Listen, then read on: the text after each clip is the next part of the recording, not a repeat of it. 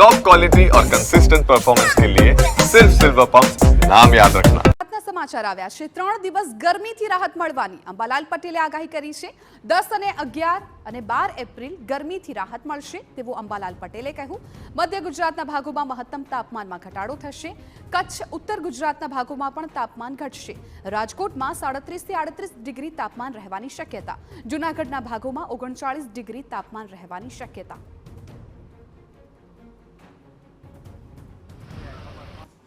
આગામી લગભગ તારીખ 10 બાદ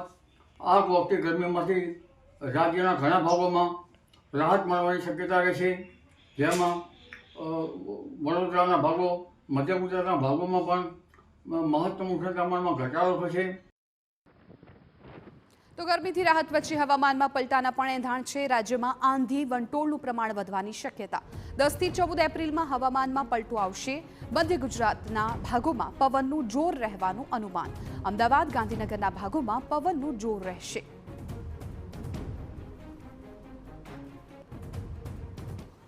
તારીખ 10 થી 14માં હવામાનમાં પણ ઘણો પલટો આવશે ભારે આંધી પણ વંટોળનું પ્રમાણ વધશે અને સામાન્ય રીતે મધ્ય ગુજરાતના ભાગોમાં અમદાવાદ ગાંધીનગર વગેરે ભાગોમાં પણ પવનનું જોર રહેશે